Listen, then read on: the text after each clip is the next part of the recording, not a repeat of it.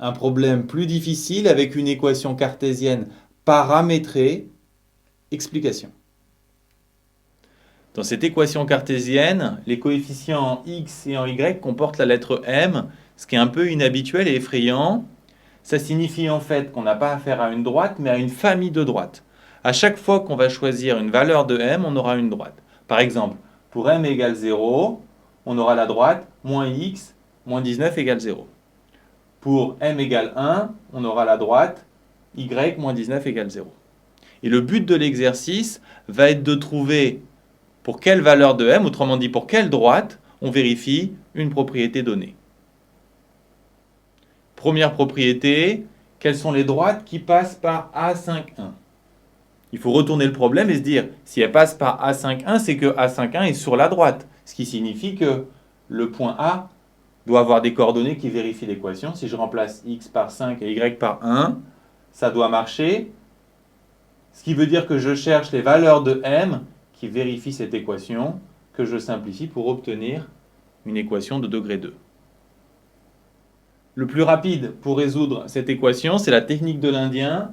On cherche un produit qui fait moins 24 et une somme qui fait 5. On trouve A égale 8 et B égale moins 3, d'où cette factorisation et ces deux racines.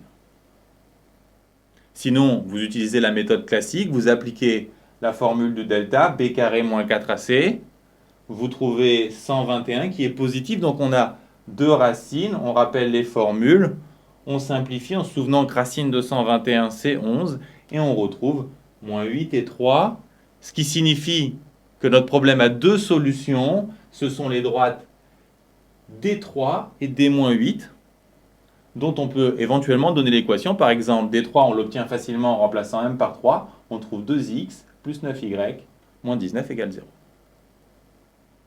On cherche cette fois les droites dont la propriété est d'avoir pour vecteur directeur moins 4, 1. Si j'ai une équation cartésienne, je sais trouver son vecteur directeur. Il suffit de switcher les coefficients x et y et de changer le signe. Donc je vais avoir m carré par exemple, et si je prends l'opposé de m moins 1, 1 moins m. Je cherche les droites dont le vecteur directeur égale moins 4, 1. Donc je regarde m carré égale moins 4. Un carré n'est jamais négatif.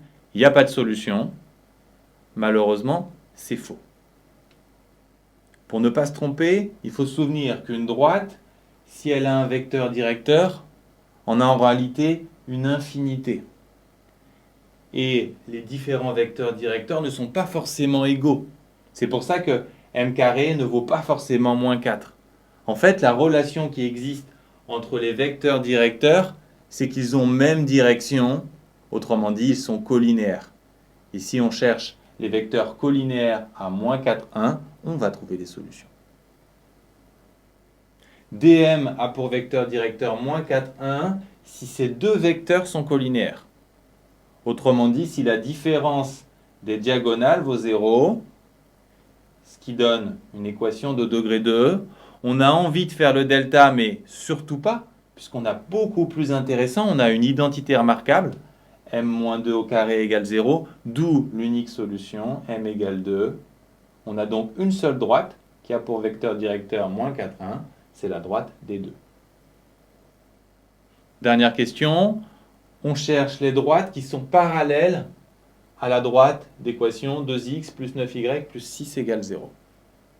Parallèle à, ça signifie même vecteur directeur. On peut facilement trouver le vecteur directeur de cette droite. On switch les coordonnées, on change un signe. On trouve moins 9, 2. On connaît déjà une expression du vecteur directeur de cette droite, ici, qui est m carré 1 moins m. Et les droites sont parallèles, on vient de le dire, si elles ont même vecteur directeur. Autrement dit, si leurs vecteurs directeurs sont colinéaires. Ces vecteurs sont colinéaires si les produits des diagonales ont une différence nulle. On développe ici, puis on retourne l'équation, on la remet dans l'ordre. On reconnaît une équation de degré 2. Il n'y a pas de feinte pour trouver les solutions. On applique le delta qui est positif, il vaut 9. Donc il y a deux solutions.